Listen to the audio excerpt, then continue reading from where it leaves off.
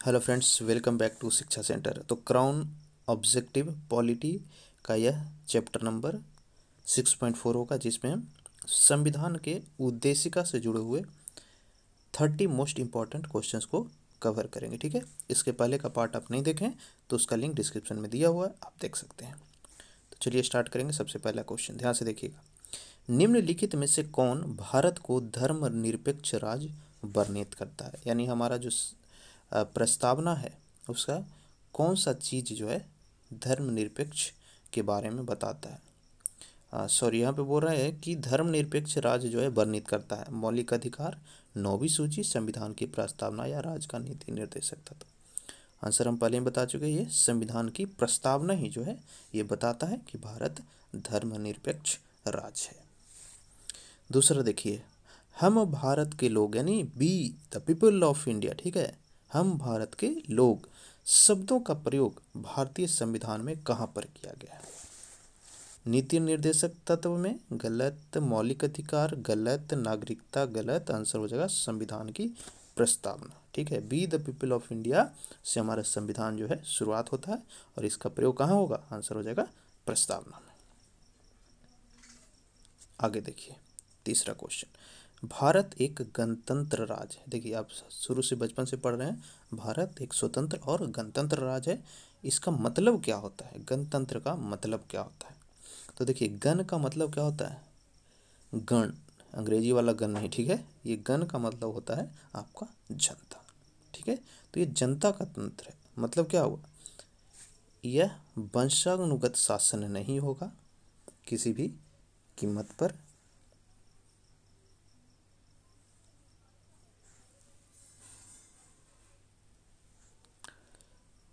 इसमें सभी मामलों में अंतिम अधिकार जो है जनता के पास होता है।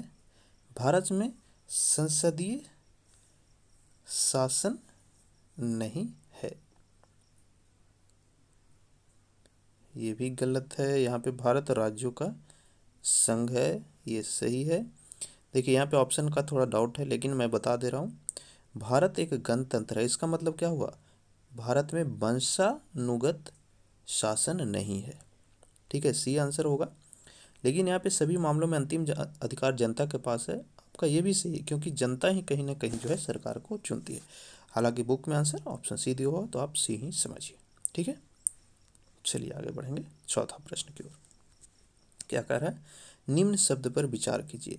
समाजवादी, प्रजातांत्रिक, सार्वभौमिक और धर्मनिरपेक्ष। यहाँ पे बोल रहा है कि क्रम अनुसार सजाना है। देखिए कभी भी आप पॉलिटी पढ़िए तो प्रस्तावना को लाइन बाय लाइन, शब्द बाय शब्द रट जाइए। कभी कभी पूछ देगा कि हमारा प्रस्तावना में भारत शब्द का कितने बार प्रयोग किया गया है, हम शब्द का कितने बार प्रयोग किया गया है, या कौन सा शब्द किसके बाद या पीछे आ रहा है। ठीक है, तो इसीलिए प्रस्तावना को अच्छे से पढ़िए। यहाँ पे बोल रहा है कि शब्दों का क्रम बताना है। तो सबसे पहले जो है हमारा संविधान में प्रयोग किया गया है सार्वभौमिक, समाजवादी, धर्मनिरपेक्ष और प्रजातांत्रिक। मतलब क्या होगा? देखिए सार्वभौमिक, समाजवादी, धर्मनिरपेक्ष और प्रजातांत्रिक सरकार। तो यहाँ पे आपका ऑप्शन ए सही हो जाएगा। ठीक है, चलिए आगे देखते हैं नौमा। देखिए यहाँ पे प्रस्तावना है, इसको आप ध्यान से पढ़िएगा। इसका पीडीएफ अगर आपको चाहिए ना, तो हमारा टेलीग्राम चैनल है शिक्षा सेंटर के नाम से, वहाँ पे आप जरूर ज्वाइन कीजिए, फ्री ऑफ कॉस्ट मिल जाएगा कंप्लीट बुक का पीडीएफ। ठीक है, देखिए हमारा क्या है प्रस्तावना। हम भारत के लोग भारत को एक संपूर्ण प्रभुत्व संपन्न, देखिए अब यहाँ पे क्रम है, समाजवादी, पंथ निरपेक्ष, लोकतंत्रात्मक गणराज्य बनाने के लिए उसके समस्त नागरिकों को सामाजिक, आर्थिक, राजनैतिक, विचार, अभिव्यक्ति, विश्वास, धर्म और उपासना की स्वतंत्रता, प्रतिष्ठा और अवसर की समानता तथा उन सबों में, ध्यान से देखिए, व्यक्ति की गरिमा और राष्ट्र की एकता और अखंडता सुनिश्चित करने वाली बंधुता बढ़ाने के लिए दृढ़ संकल्प होकर अपनी इस संविधान को आज एक यानी किस डेट को द्वारा संविधान को अंगीकृत, अनियमित, अधिनियमित और आत्मसमर्पित करते हैं। देखिए ये डेट पूछ रहा है, ठीक है, कि हमारा जो संविधान है वह किस तिथि को लागू किया गया। तो ये हो जाएगा आपका 26 नवंबर 1949। और यही कारण है कि 26 नवंबर को हम हर साल संविधान दिवस के रूप में मनाते हैं। आगे बढ़ते हैं। छठा प्रश्न, निम्न में कौन सही है? ध्यान से देखिए ऑप्शन को, कौन सही है? सामाजिक समानता संविधान में प्रतिभूत नहीं है, गलत, ये तो है ही। देश में सामाजिक समानता पहले से ही विद्यमान थी, गलत, आज़ादी के पहले नहीं थी। सामाजिक समानता जो है संविधान में प्रत्यभूत है, ये सही हो जाएगा, ऑप्शन सी। अगला देखिए, 26 नवंबर 1949 को अंगीकृत भारतीय संविधान की प्रस्तावना में कौन सा शब्द सम्मिलित नहीं थे? इसके लिए आपको 42वां संविधान संशोधन पता होना चाहिए। ठीक है, जो कुछ शब्द है हमारा प्रस्तावना में, उसको 42वां संविधान संशोधन के तहत जोड़ा गया, और यह अभी तक के इतिहास में पहली बार है कि जब हमारा प्रस्तावना में चेंज किया गया था 42वां संविधान संशोधन के तहत। और यही कारण है कि 42वां संविधान संशोधन को क्या कहते हैं? मिनी कॉन्स्टिट्यूशन या लघु संविधान कहा जाता है। ठीक है, तो यहाँ पे देखेंगे आंसर 7वां का, तो ये हो जाएगा आपका, समाजवादी नहीं था पहले, पंथ निरपेक्ष नहीं था, और अखंडता नहीं थी। ठीक है, गणराज्य तो था ही, तो आंसर हो जाएगा ऑप्शन ए। ध्यान दीजिएगा, सभी लोग बोलते हैं ना धर्मनिरपेक्ष, लेकिन धर्मनिरपेक्ष एक्चुअल में हमारा प्रस्तावना में नहीं है, वह पंथ निरपेक्ष लिखा गया है। ठीक है, 8वां देखिए, भारतीय संविधान की प्रस्तावना में निम्नलिखित में से किस स्वतंत्रता का वर्णन नहीं किया हुआ है? आर्थिक, विचार, विश्वास या विचार की प्रकट करने की स्वतंत्रता, यानी कौन सा राइट जो है संविधान में हमसे नहीं दिया गया? यहाँ पे होगा आर्थिक स्वतंत्रता, ये नहीं वर्णित है।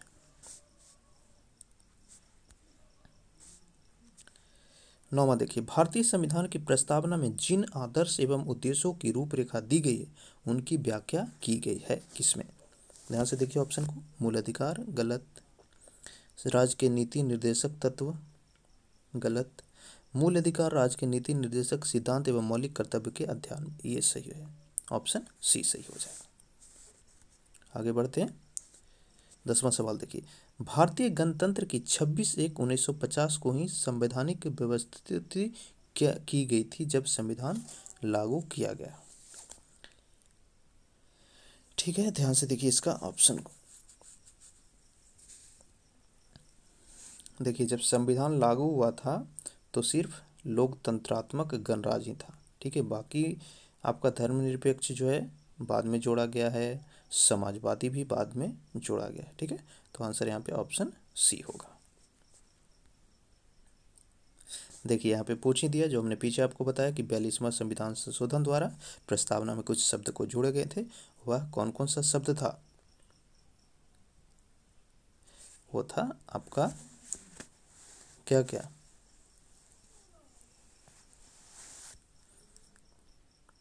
समाजवाद थी, पूर्ण प्रभुत्व तो पहले से ही था, पंथ निरपेक्ष जोड़ा गया था। ठीक है, ऑप्शन शायद यहाँ पे गलत दिया है, वो है ग्राम स्वराज्य अभी भी नहीं है। ठीक है, 1 और 3 होना चाहिए यहाँ पे आंसर। ठीक है, चलिए आगे बढ़ते हैं।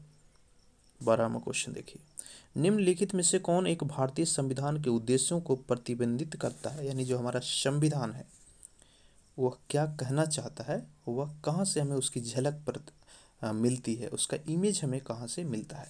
मौलिक अधिकार, ये तो संविधान के अंदर का चीज हो गया, नीति निर्देशक एक पार्ट हुआ, संसद भी एक पार्ट हुआ, लेकिन जो हमारा संविधान का प्रस्तावना है वो बताता है कि संविधान के अंदर क्या है, तो आंसर ऑप्शन बी होगा। नेक्स्ट देखिए, बीपीएससी ने पूछा है इसको, भारत में लैंगिक सार्वभौमता है क्योंकि संविधान की प्रस्तावना आरंभ होती है। तो हमारा संविधान का प्रस्तावना किससे आरंभ होता है? We the people of India, यानी हम भारत के लोग, तो आंसर हो जाएगा ऑप्शन डी। नेक्स्ट है, संविधान में हमारे राष्ट्र का उल्लेख किन नामों से किया गया है? भारत तथा इंडिया, केवल भारत, हिंदुस्तान, इंडिया, या भारत, हिंदुस्तान और इंडिया। ठीक है, तो हमारा संविधान में क्या लिखा हुआ है भारत के बारे में? भारत और इंडिया, केवल भारत भी नहीं है, हिंदुस्तान वहाँ पे नहीं है। ठीक है, भारत और इंडिया, 2 शब्द लिखा गया भारत के बारे में। 15वां देखिए, निम्नलिखित विवादों में से किसमें सर्वोच्च न्यायालय ने प्रस्तावना को भारतीय संविधान की मौलिक संरचना का भाग स्वीकार किया। देखिए ज़्यादा डेप्थ में नहीं जाएंगे, यहाँ पे ऑब्जेक्टिव टाइप का है। इसलिए क्या हुआ था कि एक केस चल रहा था, ठीक है, उसमें सर्वोच्च न्यायालय बोला कि आप जो है मूल भावना संविधान का है उसको चेंज नहीं कर सकते हैं, उसका संशोधन नहीं कर सकते हैं। लेकिन वो भाई कि मूल भावना का मतलब क्या हुआ, उसमें हमारा प्रस्तावना आएगा या नहीं आएगा, ठीक है। तो यह केस कौन सा था? आंसर हो जाएगा केशवनंद भारती विवाद, ऑप्शन डी हो जाएगा। 16वां देखिए, भारत एक धर्मनिरपेक्ष राज्य है, इसका मतलब क्या हुआ? तो धर्मनिरपेक्ष राज्य होने का मतलब है किसी भी एक निश्चित धर्म का भारत का जो संविधान है वह समर्थन नहीं करता है। तो आंसर ऑप्शन डी होगा। 17वां देखिए, संविधान की प्रस्तावना के बारे में कौन सा कथन सही है?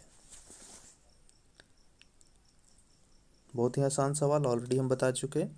समाजवाद धर्मनिरपेक्ष शब्द 1950 में नहीं था, ये बाद में जोड़ा गया है 42वां संविधान संशोधन के तहत।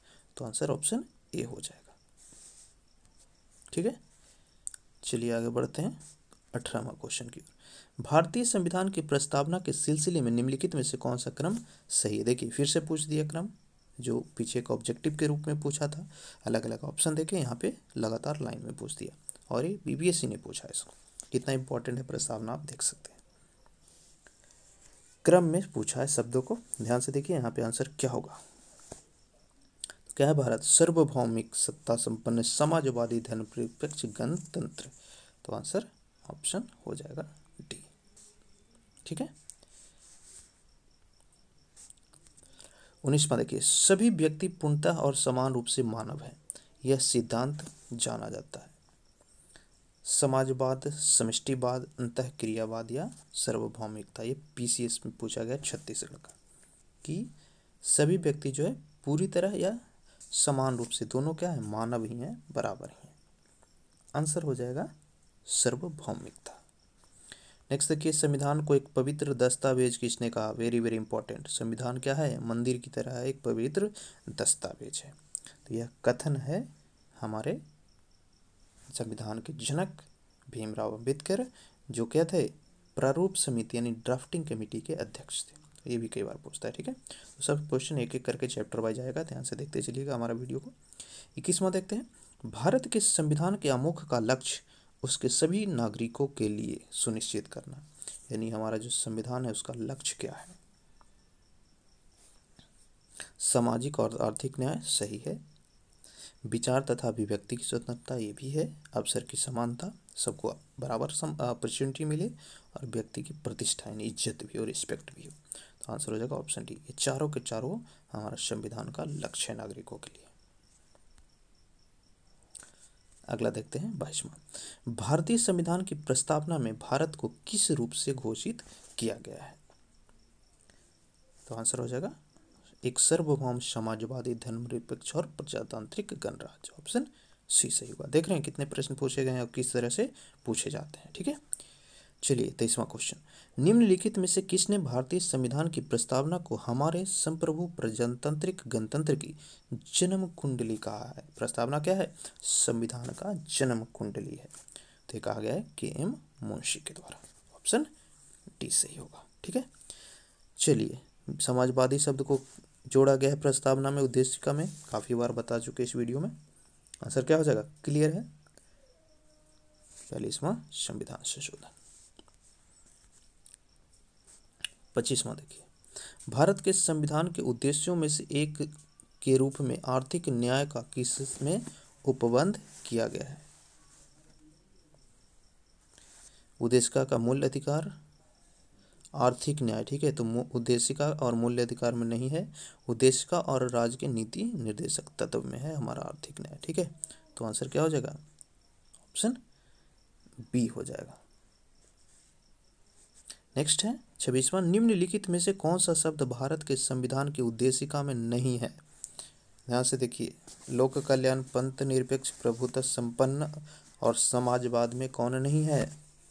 आंसर हो जाएगा लोक कल्याण नहीं है। इसके अलावा तीनों जो है हमारे प्रस्तावना में है मेंशन किया हुआ। 27वां देखिए, हमारे उद्देशिका से हिसाब से आपको बताना है कि कौन सा कथन सही है। पंडित जवाहरलाल नेहरू द्वारा ऑब्जेक्टिव प्रस्ताव अंतर्गत उद्देशिका बना, सही है भाई। इसकी प्रति इसकी प्रकृति जो है न्याय योग्य यानी जस्टिफिकेबल नहीं है, ठीक है। हमारा जो संविधान का प्रस्तावना है उसको सुप्रीम कोर्ट में नहीं कोई प्रेजेंट कर सकता है। इसका संशोधन नहीं किया जा सकता, गलत। संविधान का संशोधन तो हर सरकार कर रही है। संविधान के विशिष्ट प्रावधानों को यह ओवरराइड नहीं कर सकता, ठीक है, तो ये भी सही है। विशिष्ट प्रावधान मतलब मूल्य जो हुआ, तो आंसर होगा ऑप्शन बी। अगला देखिए 28वां क्वेश्चन, भारत की संविधान की उद्देशिका में कितने प्रकार के न्याय की व्यवस्था की गई है? बताइए, पीछे हम पढ़ चुके हैं। आर्थिक, सामाजिक न्याय और क्या था? 3 न्याय है, ठीक है। यहाँ पे आंसर बी हो जाएगा। एक आर्थिक है, एक सामाजिक है और तीसरा आपको कमेंट करके बताना है, मैं भूल रहा हूँ, ठीक है। चलिए आगे देखते हैं। 29वां, भारत के संदर्भ में निम्नलिखित में से कौन धर्मनिरपेक्ष शब्द का सही भाव व्यक्त करता है? तो धर्मनिरपेक्ष का मतलब क्या हुआ? भारत में कोई राज्य का धर्म नहीं, कोई स्टेट का धर्म नहीं है। आंसर हो जाएगा ऑप्शन डी। लास्ट क्वेश्चन देखिए इस चैप्टर का, भारतीय संविधान में उद्देशिका में संशोधन किया गया है, ठीक है, तो केवल और केवल एक बार, जो कि है 42वां संविधान संशोधन के द्वारा, ठीक है। वीडियो कैसा लगा आप हमें कमेंट करके बताइएगा। ज़्यादा से ज़्यादा शेयर कीजिएगा। हमारे चैनल पर नए हैं तो नीचे जो लाल बटन है ये सब्सक्राइब का, नीचे में उसको ऑन करके घंटी को दबा लीजिए, ठीक है। PDF चाहिए तो हमारा शिक्षा सेंटर के नाम से इस लोगो वाले टेलीग्राम चैनल को ज्वाइन कीजिएगा और वीडियो को ज़्यादा से ज़्यादा शेयर जरूर कीजिएगा, ठीक है। एक क्वेश्चन है आपके लिए कि 42वां संविधान संशोधन किस वर्ष किया गया था, ठीक है। कमेंट में बताइए 42वां संविधान संशोधन किस वर्ष किया गया था। Thank you.